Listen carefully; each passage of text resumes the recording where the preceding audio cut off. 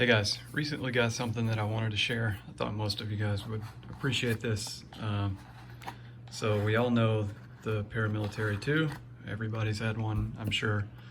A lot of people know about the Paramilitary 1, of course, but not a lot of people know about this particular knife and specifically. So this is the Paramilitary 1, but it's the first production of this knife. So there was the Paramilitary 1, this model, then there was the subsequent version, which was full production, then the Paramilitary 2.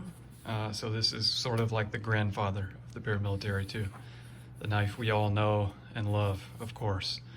There are a lot of differences in this one, really unique. It's something I'm sure most people, if you're a Spyderco enthusiast, will appreciate.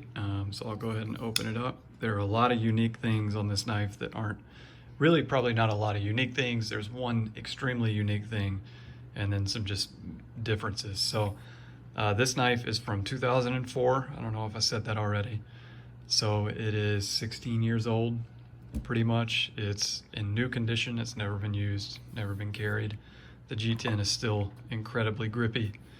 Like when you get a new Spyderco and the G10 is almost furry, it's so grippy. That's how this is. So I'll give a little close-up of the knife. It is a serrated. I don't know if the serrated or the plain edge came first, but I know they came out back to back almost. It is S30V. One of the really unique features you guys have probably already caught is the cutout on the blade tang. That is on purpose, and I'll show why. Look at the screw, the pivot screw comes above the scale and the handle screws go below the scale, kind of different. This was before they had the new clip, so this is actually a military clip, just adapted onto this knife.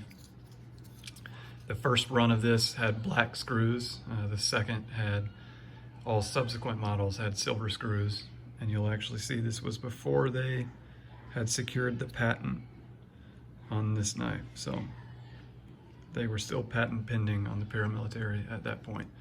And it's very, very smooth, surprisingly.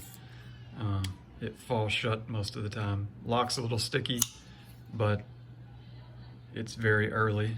If you'll notice something, really detail-oriented viewers will notice something when it opens about the sound. There's no double click, and I'll tell you why. There's no detent ball. So on Paramilitary 2s that we know and love, and subsequent Paramilitaries, there's a detent ball. So you hear the detent click off the blade and then the lock engages.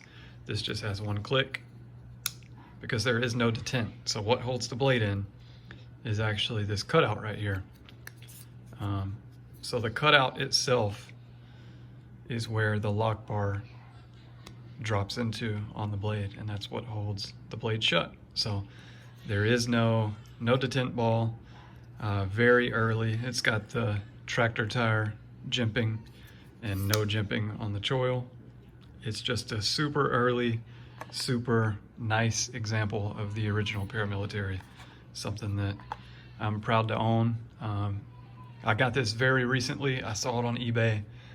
The person obviously didn't know what they had, and I was able to get it for pretty much a steal, and I'm stoked on it. I don't usually get lucky with things like that, but thought you might want to see it. It's a really unique piece of Spyderco history, and something that I will most likely never get rid of. So anyway, thanks guys.